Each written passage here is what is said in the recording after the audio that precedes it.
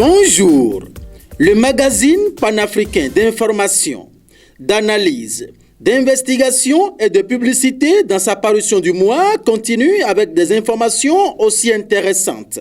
Roots, grands travaux et ouvrages d'art sous talon, un programme ambitieux, un bilan inédit. Le port de Cotonou avec un ministre des Transports averti s'en sort grandi. Hervé Romain, l'homme qu'il faut à la place qu'il faut, dont les compétences ne sont plus à démontrer. À la quête d'un cadre compétent pour concrétiser sa politique des grands travaux, le président Patrice Talon a fait appel à un expert, Hervé Romain. Cet ingénieur des ponts et des chaussées sorti de la Haute École africaine des métiers de l'architecture et de l'urbanisme apparaît comme le cadre idéal pour diriger le département des infrastructures et des transports à cause de son expérience dans le domaine des travaux publics. À travers un cahier de charges bien élaboré et judicieusement défini, le premier responsable des infrastructures et des transports accomplit méthodiquement et progressivement la politique des grands travaux édités par le président Patrice Talon. Pour qu'une économie se développe, que de la richesse soit créée et que la prospérité soit partagée, il faut que les personnes et les biens puissent circuler. En un mot, tout commence par une route. La mobilité est une condition préalable au développement. Et ça, le ministre Hervé Romain en est convaincu et s'y attelle contre vents et marées. Une mission régalienne à lui confiée par le président Patrice Talon, dont les actions en 4 ans forcent l'admiration et séduisent le peuple béninois. La preuve, c'est l'accroissement des recettes notées au port autonome de Cotonou. Le carnet d'Afrique dans ses colonnes nous dit « Qui voyage loin ménage sa monture ». Cette assertion colle bien à la stratégie adoptée par les responsables du port autonome de Cotonou en décidant de relever le capital de l'entreprise qui passe de 16 à 250 milliards.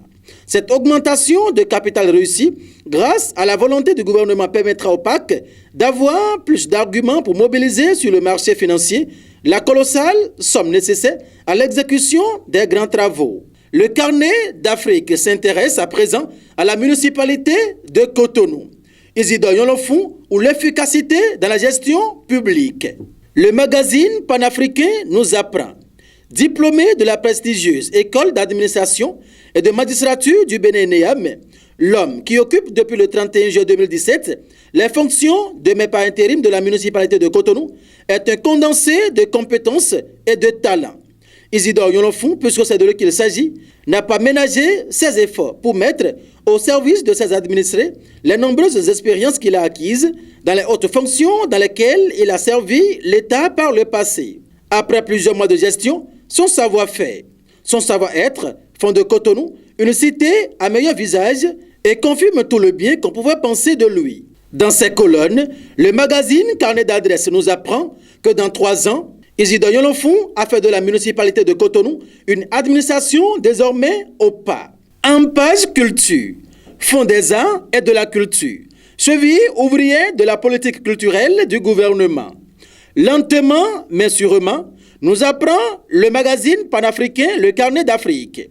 Le gouvernement du président Patrice Talon met en œuvre une nouvelle architecture administrative pour sa politique culturelle. Le Fonds des arts et de la culture y joue un rôle prépondérant depuis le décret numéro 2018-108 du 30 mars 2018 portant approbation de ses statuts et la nomination de son nouveau directeur général.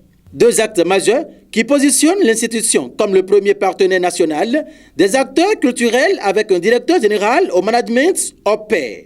On ne jette la pierre qu'à l'arbre qui porte des fruits. À laisser lire le magazine panafricain Carnet d'Afrique.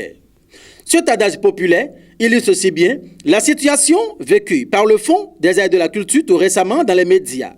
Une campagne de dénigrement menée par des personnes insoupçonnées et des acteurs culturels indélicats voulant faire passer le FAC et son directeur dans l'opinion comme une institution mal gérée.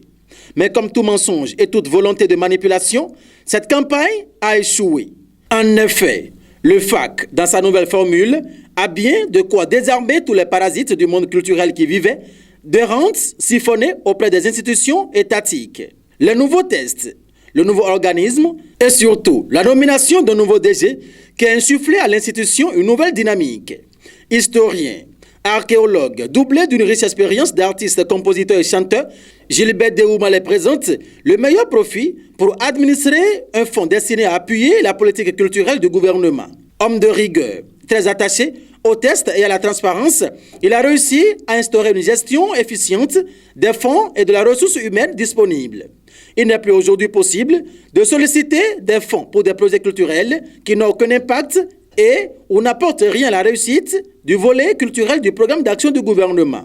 En page 35 du magazine de Joël Bossikono, les grandes réformes et orientations du FAC dans le domaine économique, technique, financier, politique et bien d'autres sont à retrouver. Mesdames et messieurs, rappelons que le magazine mensuel Carnet d'Afrique est disponible dans les kiosques au prix de 2500 francs CFA.